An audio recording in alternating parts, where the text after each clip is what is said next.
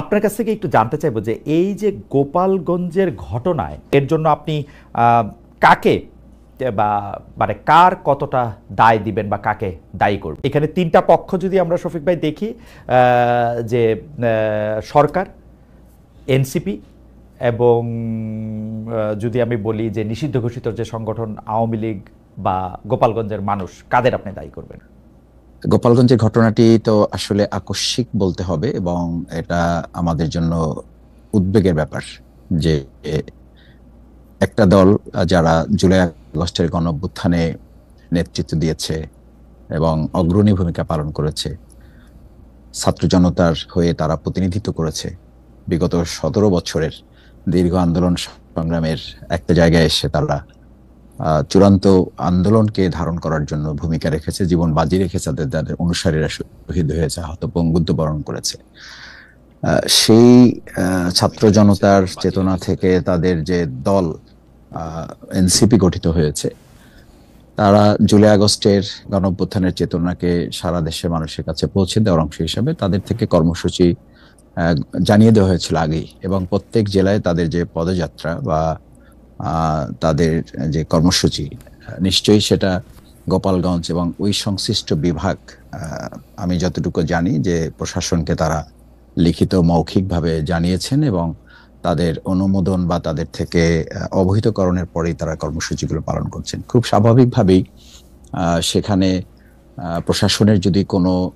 Limitations থাকে বা তাদের কোনো কনসার্ন থাকে, সাধারণত আমাদের বিভিন্ন সময় এটা তাদের থেকে জানানো হয়। আমি যতটুকু জানি বা আমার যতটুকু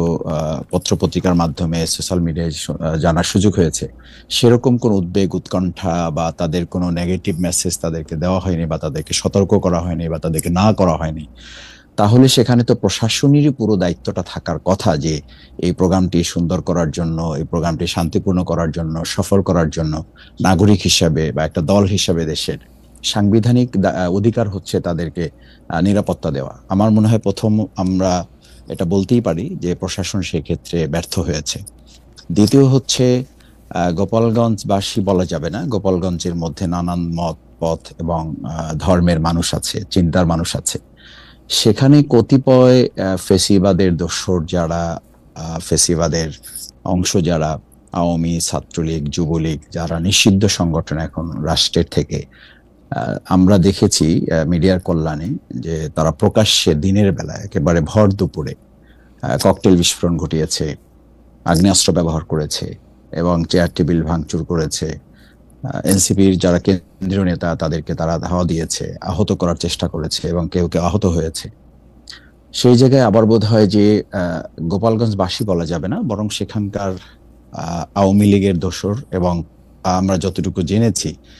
এটি সত্য বা মিথ্যা এটি এখনো প্রমাণ করা যায়নি, সেটি সরকার দেখবে। আমরাও খোঁজ খবর নিচ্ছি যে বাংলাদেশে বিভিন্ন জায়গা থেকে অনেকেই সেখানে নিরাপদ মনে করে বা সেই জায়গাটিকে তাদের একটা পকেট মনে করে তারা সেখানে আশ্রয় নিয়েছে, বা সেখানে তাদের অস্ত্র বা